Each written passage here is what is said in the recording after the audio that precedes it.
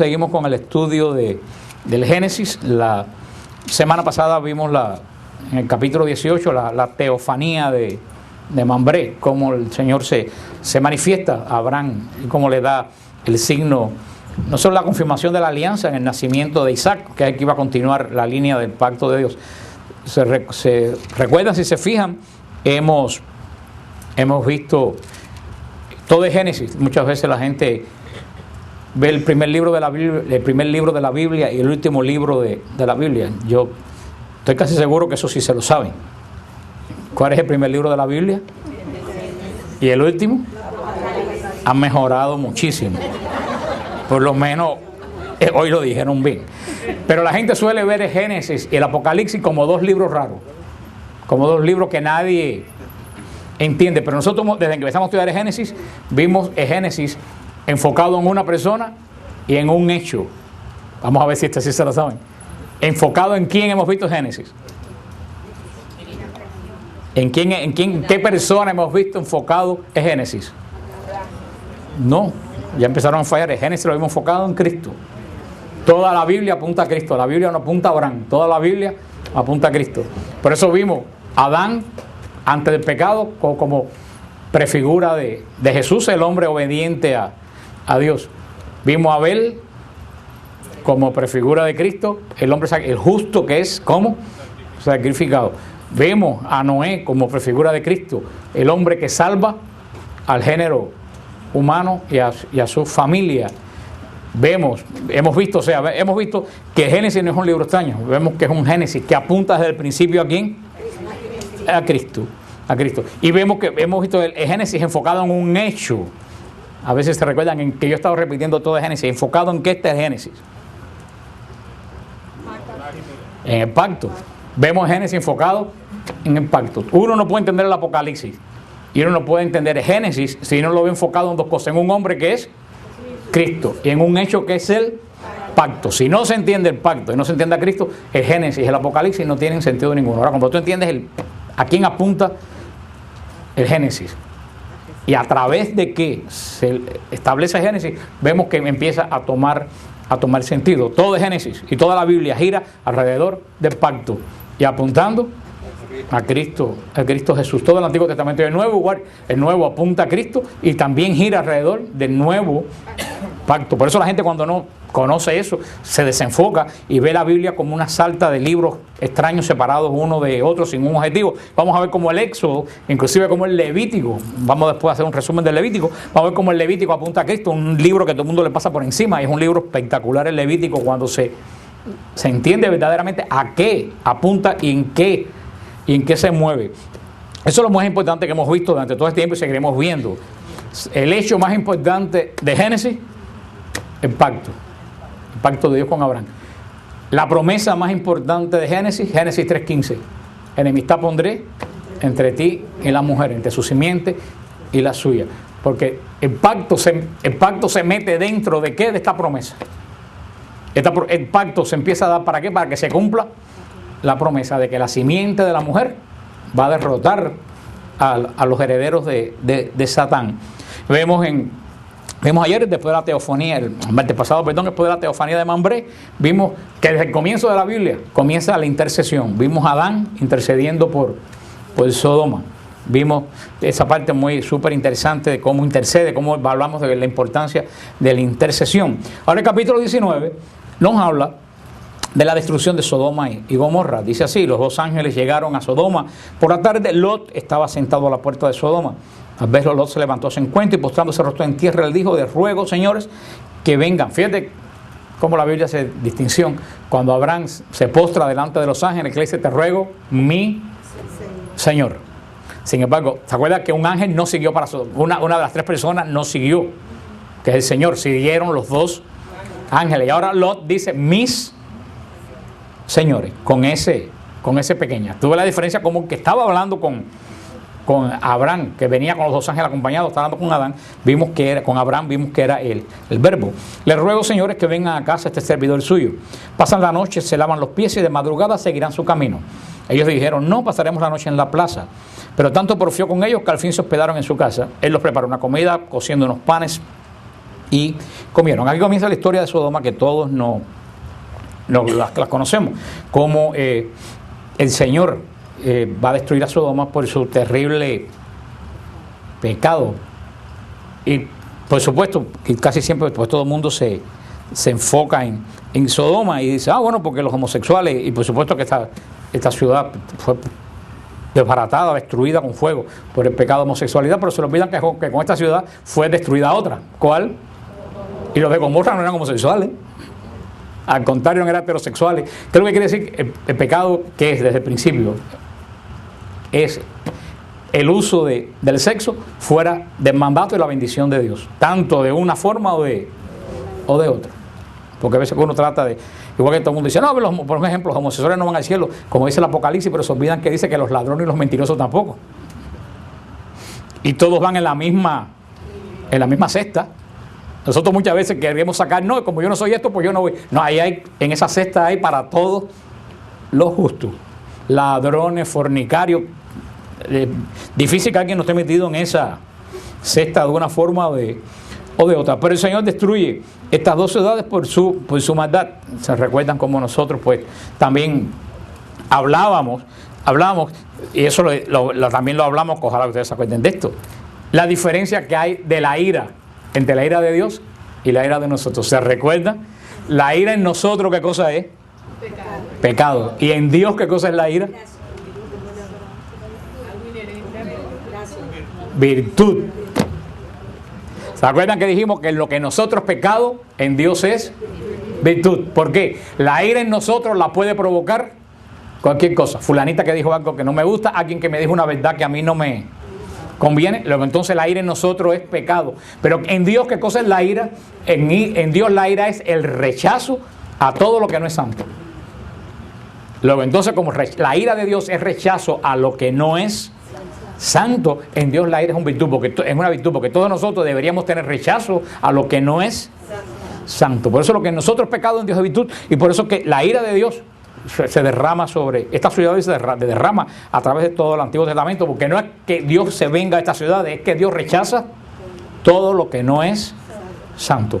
Y lo que hablábamos la semana pasada, entonces ¿por qué Dios no destruye South Beach, que le pasó y le ganó a Sodoma, a Gomorra y a todas las ciudades que se tragó más muertos? ¿Por qué? Porque esa gente, Sodoma, Gomorra y toda esa área no tenía lo que tenemos nosotros, la intercesión de Cristo Jesús. La intercesión de Cristo Jesús es lo que a nosotros nos salva, que entre la ira de Dios y nuestro pecado se interpone ¿quién? Cristo. En el antiguo pacto no había intercesor entre Dios y los hombres. Era el sumo sacerdote que hacía lo que mejor, pero muchas veces el sumo sacerdote era el primero que provocaba la ira de Dios. Y esto es lo que nos pone, siempre nos pone desde la época ya de Noé, desde la época de Adán, desde la época de la muerte de Abel, como el pecado, y lo dice Pablo, engendra pecado. Y como el pecado que engendra pecado, la daga provoca ¿qué cosa? La muerte y la destrucción. Eso es todo lo que nos habla este capítulo de Génesis, pero tiene algunas cosas muy interesantes. Por ejemplo, en el versículo 15, en Génesis 19:15, dice, al rayar el alba, los ángeles apremiaron a Lot diciendo, levántate, toma a tu mujer y a tus 2 hijas que se encuentran aquí. No vayas a ser barrido por culpa de la ciudad. Y como él se demorara, los hombres lo asieron de la mano, lo mismo que a su mujer y a sus 2 hijas, por compasión de Yahvé hacia él, sacándolo, lo dejaron fuera de la ciudad. ¿Se recuerda la intercesión de Dios con Abraham? ¿Qué fue lo último que le dijo a Abraham? 50, 10 justos. Tú destruyes la ciudad. ¿Qué le dijo Dios? No la destruyó. Desafortunadamente no se encontró. Evidentemente, ¿cuántos justos habían en la ciudad? 4. Lot, la esposa y los 2 hijos. Dios preserva al justo. Como estos eran los justos, Dios los va a sacar de la ciudad. Pero vemos los ángeles, fíjate que interesante, los mismos ángeles que destruyen la ciudad salvan a Lot. Eso para que no se descuiden con los ángeles, que piensen que son como esa que está en el cuadro aquí a la entrada, que está así, que son niñitos gorditos con cara de bobo. Esos no son los ángeles. Los ángeles te cuidan, pero los ángeles te destruyen, porque los ángeles no obedecen tu voluntad. Los ángeles obedecen la voluntad de Dios, porque ellos han dado su voluntad a Dios. Así que no se confundan con con los ángeles. Pero aquí hay un lenguaje muy interesante. Fíjate muy interesante lo que dice los ángeles a Lot: levántate, toma a tu mujer y a tus 2 hijas. Y es muy, muy interesante esta forma de hablar. En la antigua alianza, después del pecado y hasta que se acaba la alianza, ahora en la nueva no, pero en la antigua alianza la mujer pasa a ser posesión del hombre. Cuando Adán le pone nombre, ¿se recuerda? Que Dios no lo mandó poner nombre, fue la primera consecuencia del pecado. El hombre se enseñoreó sobre la mujer. Por eso los ángeles le hablan en el lenguaje hebreo a Lot: levántate, toma a tu mujer y a tus hijas. Esa mujer y esas hijas eran posesión ¿de quién? De Lot. Era la mujer de Lot y las hijas de Lot. Sin embargo, fíjate que esos ángeles en San Mateo 2, cuando en el sueño de José, el ángel le dice a José: levántate, toma al niño y a la madre del niño. ¿Te das cuenta? Qué gran diferencia. Parece una tontería, pero una tremenda diferencia. ¿Qué le dice el ángel a Lot? Toma tu mujer y a tus hijos. No hay duda que esa mujer es posesión de Lot y las hijas son de Lot. Sin embargo, en el sueño de José, el ángel no le dice a José: toma a tu mujer y a tu hijo. Dice: toma al niño y a la madre del niño. ¿Ven la diferencia? Una forma totalmente inusual. La persona le dice a un hebreo: toma al niño y a la madre del niño. Eso es un insulto para el hebreo. La mujer del hombre es tu mujer y el hijo es tú. En esa forma de los ángeles te das cuenta que María no es la mujer en el sentido carnal de José. Si tú no supieras que María es la esposa de José, si tú no supieras ese dato, cuando tú ves que dicen levántate, toma al niño y a la madre del niño, tú pensarías que eran 2 personas extrañas a José. Esto para que tú veas, cuando marquen eso, cuando le digan que si María tuvo relación con José, fíjate la forma en que los ángeles, mismos ángeles, se dirigen a Lot y se dirigen a José. Pues siguen hablando los ángeles con Lot, y vamos a ver en el versículo 23, el sol asomaba sobre el horizonte cuando Lot entraba en Zoar. Entonces Yahvé hizo llover sobre Sodoma y Gomorra azufre y fuego de parte de Yahvé, y arrasó aquellas ciudades y toda la redonda con los habitantes de las ciudades y la vegetación del suelo. Su mujer miró hacia atrás y se convirtió en un poste de sal. Abraham se levantó de madrugada y fue al lugar donde había estado en presencia de Yahvé. Dirigió la mirada en dirección de Sodoma y Gomorra y de toda la región de la redonda, y al mirar vio que subía de la tierra una humareda como lo de una fogata. Así pues, cuando Dios destruyó las ciudades de la redonda, se acordó de Abraham y puso a Lot a salvo de la catástrofe, cuando arrasó las ciudades que Lot habitaba. Vemos un dato muy, muy interesante y que se ha hablado muchísimo. La mujer, ¿qué le dice a los ángeles? No miren atrás. ¿Y qué hizo lo primero que hizo la mujer de Lot? ¿Y en qué se convirtió? Esto tiene un significado espiritual muy profundo, porque hay mucha gente, muchos de ustedes y nosotros que nos vemos salvos mirar atrás. Si ustedes van por este área del Mar Muerto, y por eso es interesante ir a Israel, el área del Mar Muerto, que es donde estaba la ciudad de Sodoma y Gomorra, es un lugar impresionante, es el punto más bajo de la tierra, es casi 500 metros por debajo del nivel del mar. Es un hueco, hay cero humedad, hay prácticamente casi nunca llueve. No llueve en el Mar Muerto. Pero si ustedes ven la característica del Mar Muerto, los que hemos ido ahí, recuerden, si se acuerdan y miran alrededor, es que a todo alrededor del Mar Muerto no hay vida. No hay una planta, no hay absolutamente nada. ¿Por qué se llama el Mar Muerto? Porque dentro del Mar Muerto no hay ni siquiera elemento microscópico de vida. No existe ningún tipo de vida dentro de ese mar, por la salinidad tan grande que hay. Pero los que hemos ido ahí se acuerdan que a toda la orilla del Mar Muerto hay como unas columnas de sal. Y la característica, ¿cuál es la característica de los que han tenido como Raúl, Raúl no vino? Bueno, el que ha tenido la temeridad como Raúl, que se tiró de cabeza en el Mar Muerto, porque la gente sigue siendo como la mujer de Lot. Se le dice: no se tiren en el Mar Muerto. ¿Y qué es lo primero que hizo Raúl? Se tiró. Y se dice que no se tire, es más, que si tú entras al Mar Muerto, cuando sales tienes que salir corriendo en segundos a una ducha, porque si se te seca en la piel te puede arrancar toda la parte afuera de la piel. Es azufre, es extremadamente, tienes que quitarte eso.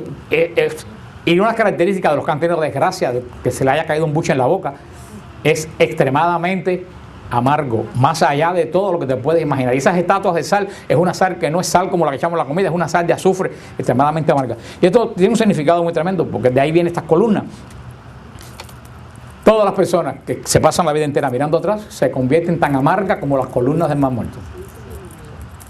Ustedes no conocen a personas que viven la vida entera amargadas por estar mirando al pasado.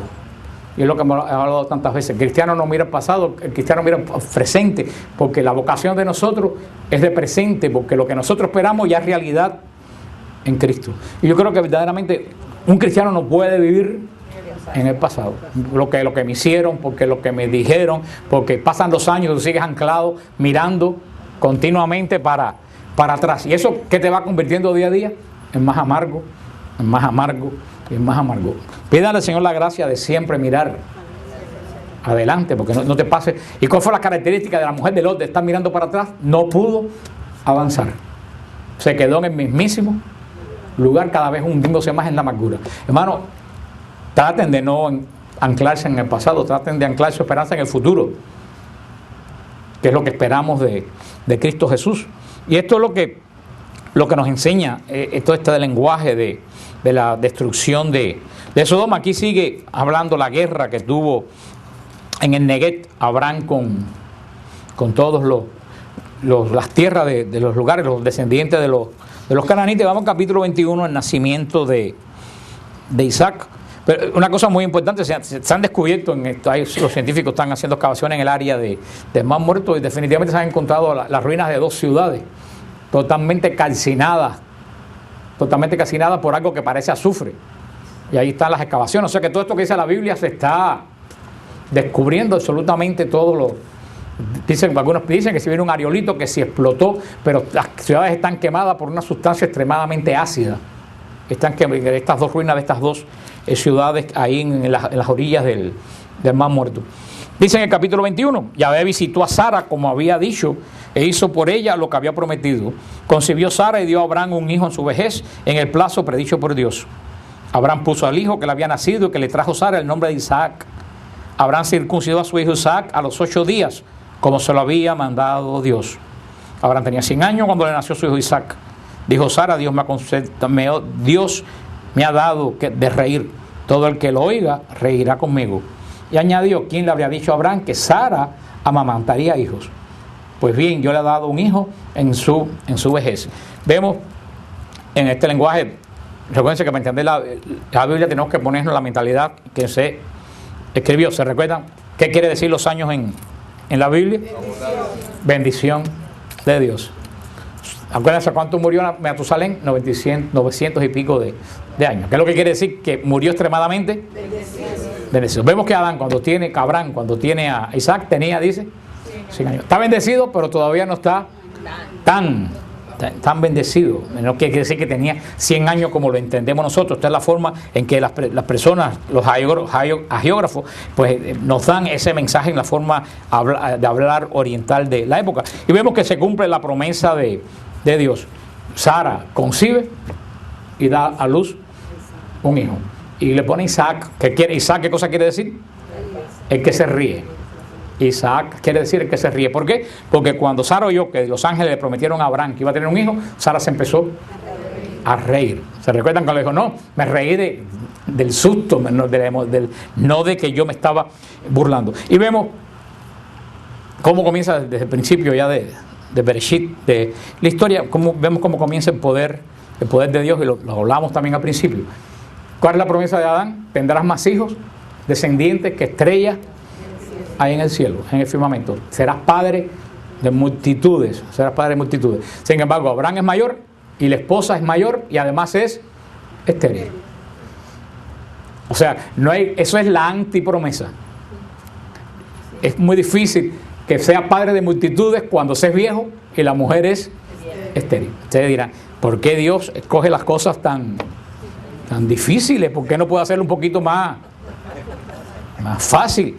Porque recuérdense que todo esto es porque Dios es celoso de su gloria. Dios quiere que la gloria sea para Él. Si Sara pariera todos los años 8 muchachos, como esa del que están fajaya el chino ese ahí en la televisión, si Sara pariera 8 muchachos todos los años, que fuera padre de muchedumbre, no tiene. Ahora, cuando la mujer es estéril, vieja y pare, ahí se ve que Dios se glorifica. Por eso, siempre se lo he dicho, cuando ustedes le dicen, esto no lo arregla ni el médico chino, si tú tienes fe, es cuando Dios actúa. Cuando tú dices, ya esto no es forma humana, que se arregle, cuando dices, Señor, yo hice mi parte, esto no hay quien lo arregle, yo sé que tú lo vas a arreglar. Y dice San Pablo, y mientras más difícil se ponga la cosa, más le da gracias a Dios porque la solución está ahí.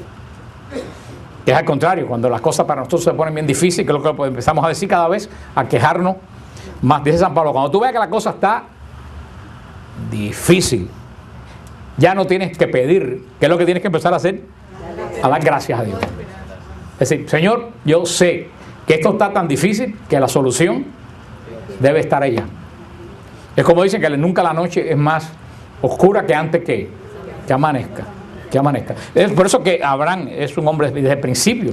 Dios va a sacar su pueblo de una mujer estéril.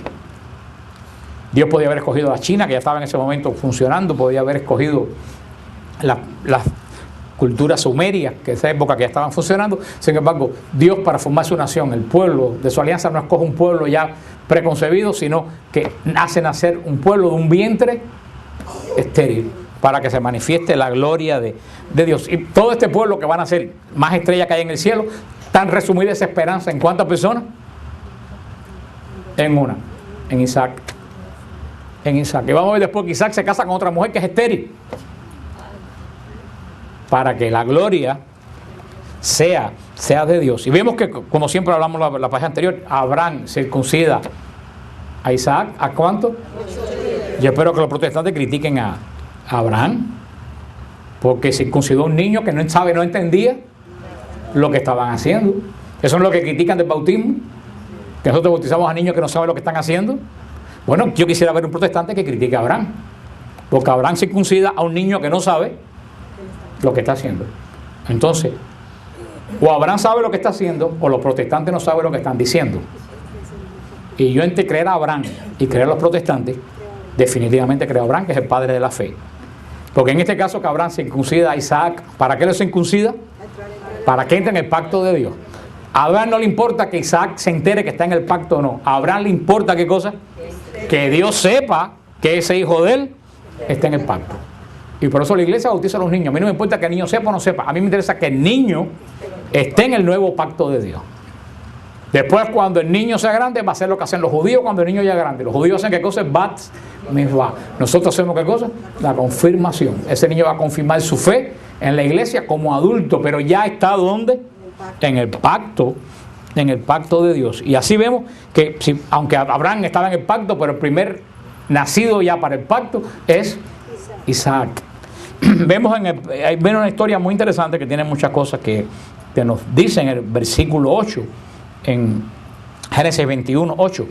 Creció el niño y fue destetado, y Abraham hizo un gran banquete el día que destetaron a Isaac. Cuando vio Sara al hijo de Agar, la egipcia, le había dado a Abraham jugando con su hijo Isaac, dijo a Abraham: despide a esa criada y a su hijo, pues no va a heredar el hijo de esa criada juntamente con mi hijo, con Isaac. Abraham lo sintió muchísimo por tratarse de su hijo, pero Dios dijo a Abraham: no lo sientas ni por el chico ni por tu criada. Haz caso a Sara en todo lo que te dice, pues aunque en virtud de Isaac llevará en virtud de Isaac llevará tu nombre una descendencia. También del hijo de la criada haré una gran nación por ser descendiente tuyo. Abraham se levantó de mañana, tomó el pan y un odre de agua y se lo llevó a Agar. La puso al hombro y al niño y la despidió.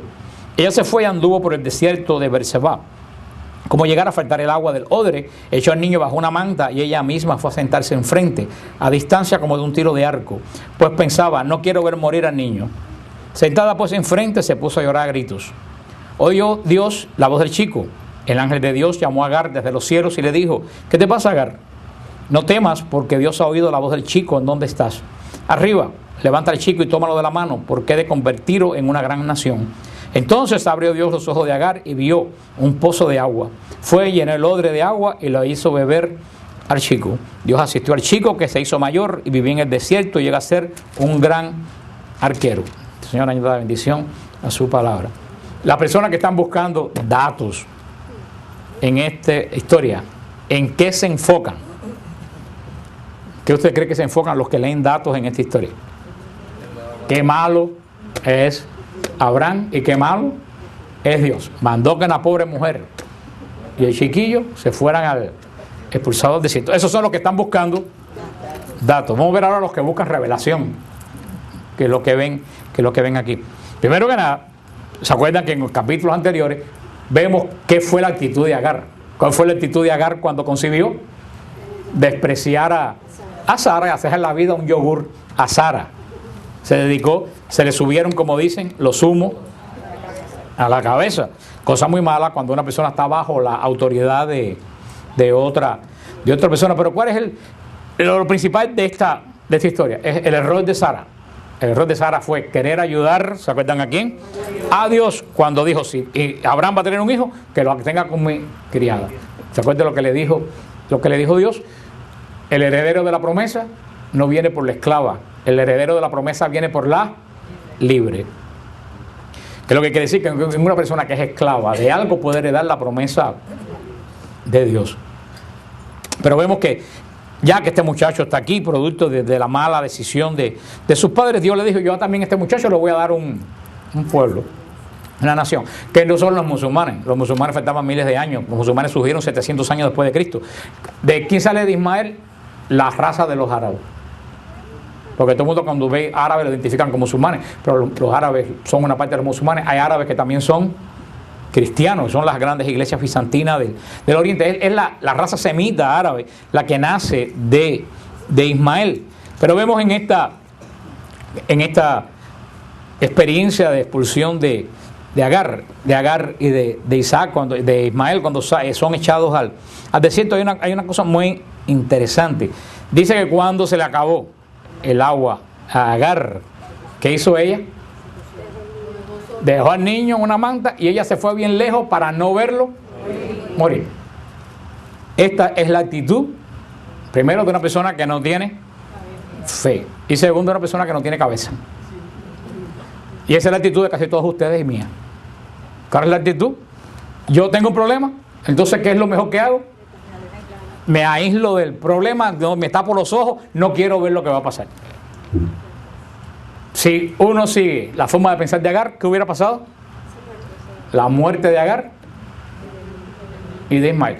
Agar optó por el camino más fácil. No tengo agua, bueno, ¿qué se va a hacer? Nos vamos a morir. Yo, ¿qué es lo que no quiero? No quiero verlo morir. Mientras yo no lo quiera ver morir, mientras yo no lo vea morir, yo no tengo problema. Esa es la actitud de muchísimas personas. Mientras yo no lo vea, con tal de que yo no lo vea, que se derrumbe Eso fue lo que dijo Luis XV, cuando le dijeron la mala que estaba la situación de Luis XIV.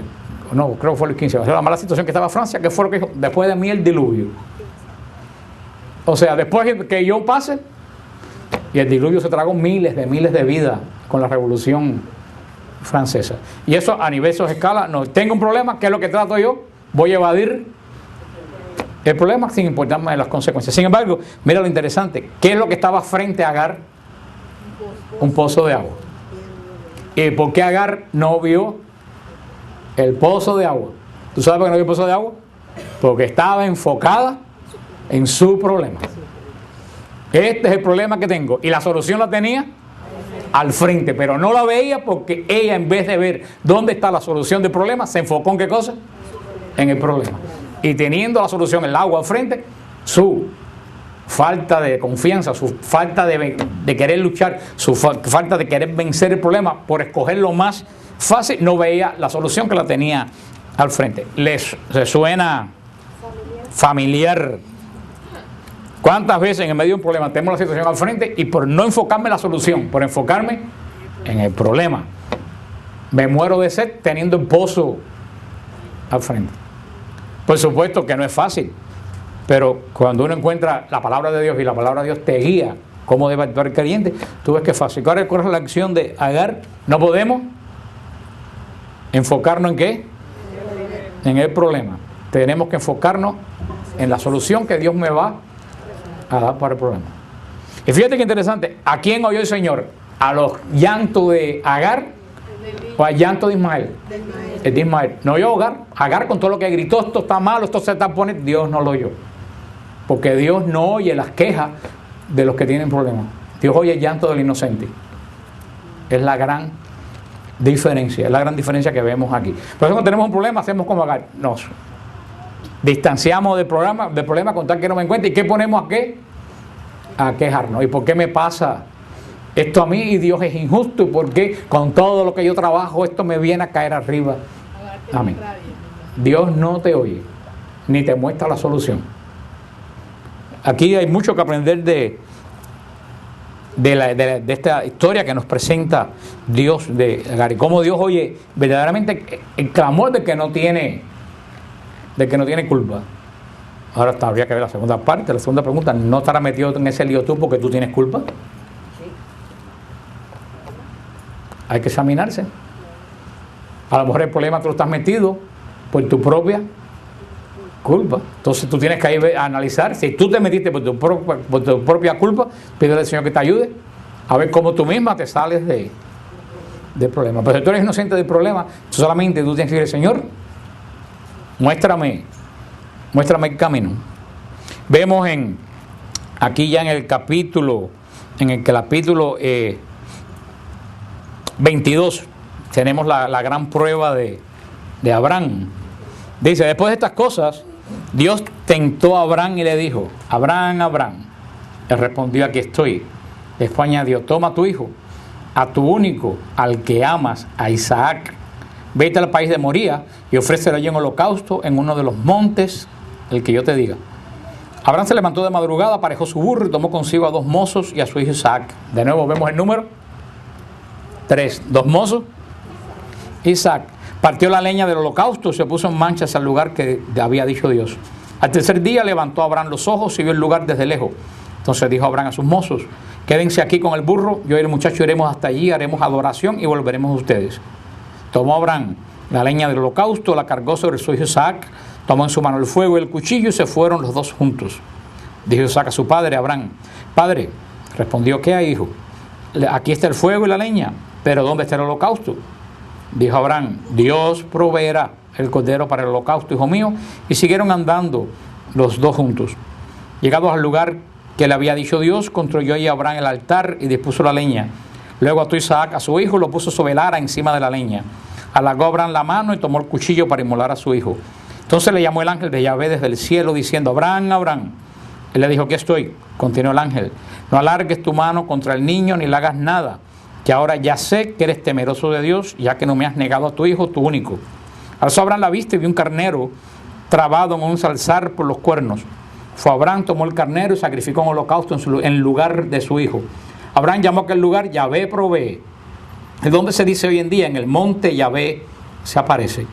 El ángel de Yahvé llamó a Abraham por segunda vez del cielo y le dijo: por mí mismo juro, oráculo del Señor, que por haber hecho esto, por no haberme negado a tu hijo, tu único, yo te colmaré de bendiciones y acrecentaré muchísimo tu descendencia, como las estrellas del cielo y como las arenas de la playa.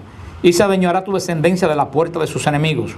Por tu descendencia se bendecirán todas las naciones de la tierra en pago de haber obedecido mi voz. Volvió Abraham al lado de sus mozos y emprendió la marcha junto a Beersheba. Y Abraham se quedó en Beersheba. Este capítulo 22 del Génesis tiene muchísimas cosas que hablar. Tenemos muchísimas, tenemos que ver solamente los puntos principales de esto. Primeramente, vemos unas palabras que muchas veces confunden mucho, que dice: después de estas cosas Dios tentó a Abraham. Dice: ¿cómo Dios puede tentar? Vuelvo a decir, acuérdense, la Biblia está escrita en un lenguaje, estamos hablando de una forma de lenguaje semita. Acuérdense que en Génesis, Dios, los geógrafos que escriben, ponen al Señor, ponen a Dios actuando como ¿quién? Como un humano, para poder entender a Dios, que de otra forma nosotros no lo podemos entender. Por eso, como esto es una revelación, siempre ponen a Dios actuando como si fuera un humano, no porque Dios actúa así, sino para nosotros, que nos haga representar. Pero la voz que se utiliza en la Torá para poner a prueba es la palabra nisá. Es la palabra hebrea que se utiliza cuando dice que Dios tentó, puso a prueba, probó, experimentó. Pero la raíz de la palabra nisá en hebreo tiene otro sentido. La palabra nisá quiere decir también probar o experimentar. Pero es una cosa muy interesante, la palabra nisá en hebreo quiere decir elevar. Elevar, quiere decir la raíz de la palabra nisá. Por eso que en este contexto más bien que poner a prueba quiere decir que Dios elevó a Abraham. ¿Por qué? Porque cada vez que el Señor nos pone a prueba, tenemos una oportunidad de ¿qué? De elevarnos. A veces uno diría, Señor, mejor no me eleve tanto y déjame más o menos en el nivel que yo estaba. Pero eso sencillamente lo dice una persona que no quiere progresar en el espiritualmente. Yo le digo sinceramente que un creyente que sabe atravesar una prueba, sale elevado de la prueba. Yo no he visto a nadie que atraviese una prueba que se quede atrás. Es más, quien se queda atrás muchas veces es el que no tiene prueba. Delante de una prueba solamente tú tienes dos opciones. O te atrasas o adelanzas. No te quedas igual. Y todos estos estudios de la palabra de Dios nos traemos a nosotros para saber que en las pruebas no nos podemos quedar atrás. Cada prueba nos tiene que elevar. Por eso es que en la misma raíz, poner a prueba está buscando elevar a la persona. Y así mismo en la escuela se te ponen una prueba al final del curso. ¿Para qué cosa es? Para pasar de grado. Tienes dos opciones: o te quedas en el mismo grado o pasas. Esas son las pruebas que nos ponen. No son para nuestro mal, son para nuestro bien. Créeme, hermano, la gente que más crece espiritualmente son la gente que saben vencer las pruebas. Te lo digo por experiencia muy propia, que las pruebas duelen, pero cuando tú miras para atrás tú dices, wow, qué bien me vino la prueba esa. O puede ser que nunca te des cuenta porque te quedaste atrás. Pero vemos que el Señor cuando llama en este momento a Abraham no vamos a decir para probarlo, sino para ¿qué? Para elevarlo. Vemos que el Señor llama a Abraham y fíjate que uno dice, contra, es un poco sádico el Señor, porque el Señor le dice, toma a tu hijo, a tu único hijo, al que amas. ¿Está metiendo el dedo en la llaga? No a Isaac, a tu único hijo. Le dijo, no tienes más ninguno. Y no es un hijo cualquiera, es el que tú amas. Tú dices, wow, le está diciendo a Abraham la magnitud de la prueba a que va a ser. Y de acuerdo a la magnitud de la prueba va a ser elevado. Y aquí viene la gran fe de Abraham. ¿Abraham regateó con Dios como regateó con Sodoma? No. ¿Qué fue lo que dijo? También Dios le va a dar una lección a Abraham. ¿Por qué? Porque los países que rodeaban a la tienda de Abraham, de Canaán, ellos se habían hecho un dios falso que se llamaba el dios Moloc. Y el dios Moloc era un ídolo de hierro donde encendían fuego delante y todo primer varón nacido se lo echaban por la boca del ídolo y lo quemaban. Era famoso Moloc porque todos los niños primero nacidos varones, el primer varón era sacrificado en honor a Dios. Vea cómo Satanás pervierte las cosas de Dios, porque Dios pedía la primicia. ¿Se recuerdan? Sí. ¿Qué cosa es la primicia? Lo primero de todo. ¿Y por qué Dios pedía la primicia? Porque cuando tú das la primicia, tú te quedas sin nada, pero tú te quedas con la seguridad de que si tú viste la primicia, Dios te va a dar el resto.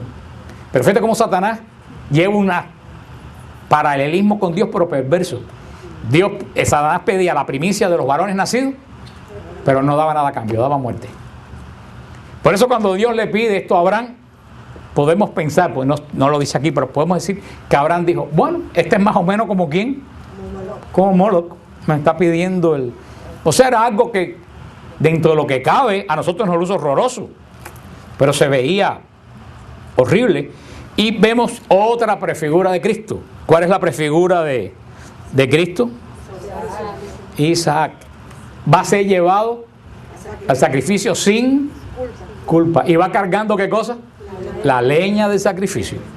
Vemos prefigura de Cristo yendo al sacrificio sin culpa, cargando el objetivo del propio sacrificio. Vemos como hemos visto cada 2 o 3 capítulos, nosotros un personaje que nos revela algo de quién. De Cristo. El Señor le pide un sacrificio terrible a Abraham. que se va a dar en la cabo de su hijo. ¿Cuánto uno puede pensar? ¿Cuánto debe haber sufrido Abraham en ese camino? Tu único hijo, y aparte el que amas, que no se te olvide.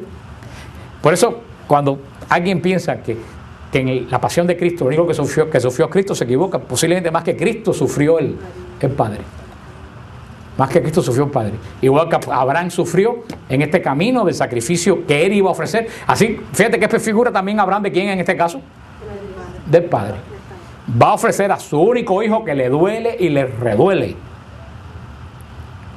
Vemos cómo todo esto nos va hablando de esta cronología, y dice que cuando están llegando al lugar del sacrificio, nos suponemos que ya Isaac está grandecito, porque Isaac le dijo: Padre, veo la leña y el cuchillo, pero no veo el carnero. Parece que Isaac dijo: esto está muy feo. Él fue pensando en el camino: algo aquí no anda bien. Y el señor Abraham le da la famosa respuesta que después le va a poner por nombre al lugar. Dios le da respuesta de fe a Isaac: el Señor proveerá, que en hebreo es Yahweh Yirah. Dios provee. Fíjate, en ese momento, ¿hay solución al asunto? No, va camino de sacrificio. Sin embargo, Abraham tiene en su corazón que Dios siempre provee. Y estuvo pensando eso hasta que levantó el cuchillo. ¿Cómo se llama eso? Fe. Yo creo que en nuestra vida debemos bastante practicar lo que dijo Abraham: Yahvé provee. Y cuando la cosa se ponga mala, te quedes sin trabajo, no sepas a dónde coger, en vez de empezar a darte los pelos, lamentarte, ¿qué tienes que decir? Dios provee. No vamos a decir ni Dios proveerá, vamos a decirlo en presente: Dios provee. ¿Cuántas veces vamos a tener que decir en nuestra vida, y más en estos momentos tan difíciles, día a día: Dios provee? Y vas llegando a la piedra y no ves solución, y tienes que seguir diciendo: Dios provee. ¿Cómo se llama eso? Fe. Al tercer día, Abraham vislumbra el monte. Mira tú siempre el número. Al tercer día, Dios vislumbra el monte donde Isaac va a ser sacrificado, pero donde al mismo tiempo Isaac va a adquirir vida. Al tercer día de Cristo ser sacrificado, Cristo resucita de entre los muertos. Llegan a la cima del monte Moría. Ahora van a entender algunas cosas. ¿Cuál es el monte Moría? El monte Moría es el monte donde encima Salomón construyó el templo. ¿Y dónde está el monte Moría? En Jerusalén, debajo de la cúpula dorada musulmana.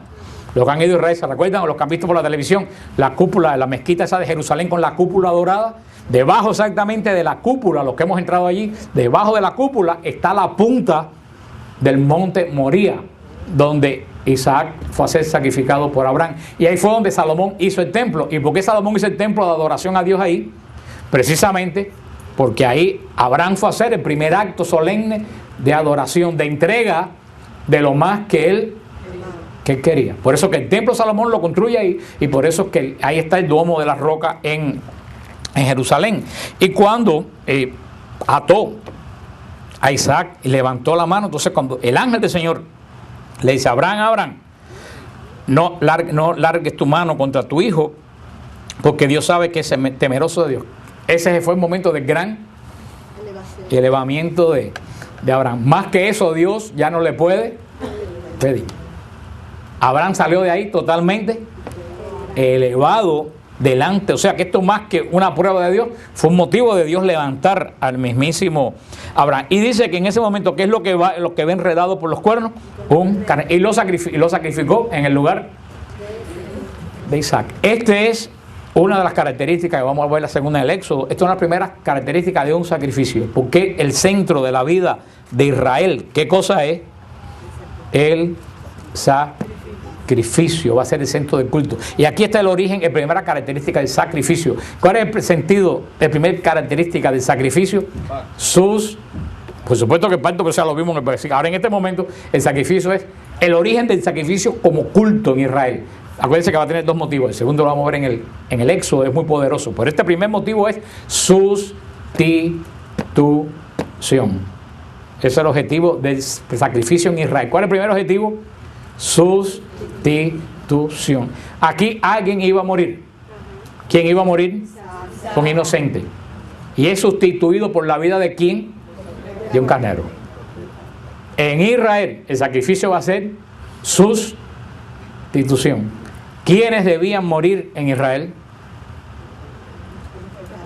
El pueblo tenía que morir. ¿Por qué el pueblo tenía que morir? Porque había pecado y roto el pacto. Si el precio del pecado es la muerte, Israel tantas veces se apartó de Dios, insultó a Dios con apostasía. ¿Quién tenía que morir? El pueblo. Sin embargo, el pueblo se sustituye ¿por quién? Por un cordero en los sacrificios. ¿Ves el origen del sacrificio? Es sustitución. En vez de la vida de Israel que pegó, ¿quién se toma la vida? Y ahí vemos el primer sentido del gran sacrificio de Jesús. ¿Cuál es el primer sentido del gran sacrificio de Jesús? Sustitución. ¿Quiénes tendrían que morir por nuestros pecados? Nosotros. ¿Y quién muere en sustitución nuestra? Cristo. Ese es el primer. El segundo sentido, vamos a ver en el Éxodo, es muy poderoso, pero grábense bien, no se sacrificaban los animales en Israel como centro del culto por gusto. ¿Por qué se sacrificaban los animales? Sustitución. El animal delante de Dios cargando los pecados sustituye ¿a quién? No hay religión sin sacrificio y no hay culto sin sacrificio. Un culto sin sacrificio es pura pantomima, no es culto. Nosotros en la misa seguimos teniendo el culto central de adoración, porque en la misa ¿qué es lo que tenemos? Sacrificio. ¿Quiénes hoy en día deben morir por nuestros pecados? Nosotros. Sin embargo, en la Eucaristía se renueva el sacrificio de Cristo que nos sustituye. Eso se llama redimir. Nos sustituye a todos. Y sustituyendo nos redime. Porque teniendo nosotros que morir, muere Él. Pero al morir Él, teniendo que morir nosotros nos quedamos, ¿tú sabes en qué? En deuda con Él. ¿Qué pasa?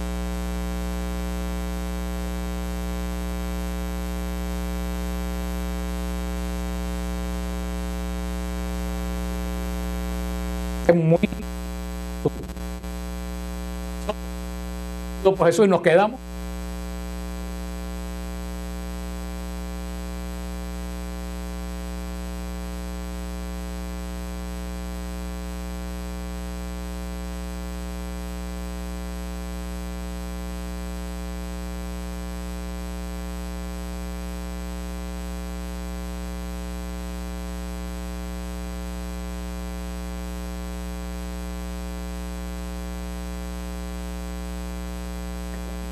la profundidad y lo tremendo.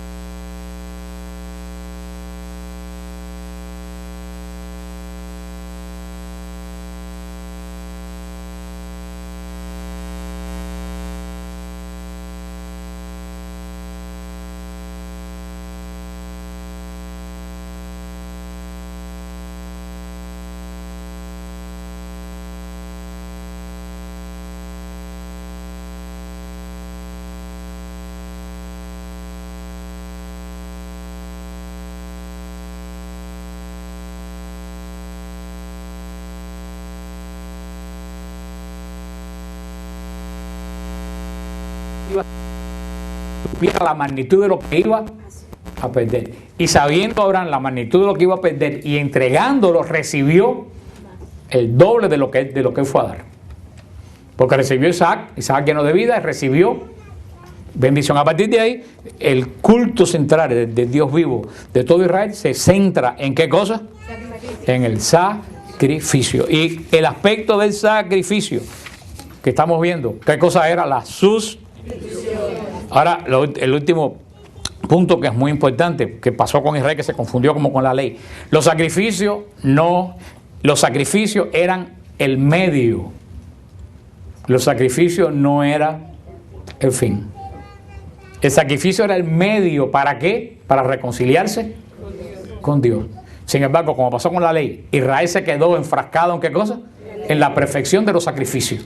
En vez de saber que el sacrificio era un medio de llegar a Dios. El sacrificio de la Eucaristía, que es el culto más grande de la iglesia, porque es Cristo vivo. Sencillamente, el sacrificio, la Eucaristía no es un fin. ¿Qué cosa es la Eucaristía? Un medio. ¿Es un medio de qué? De llegar a una perfecta unión yo con Dios.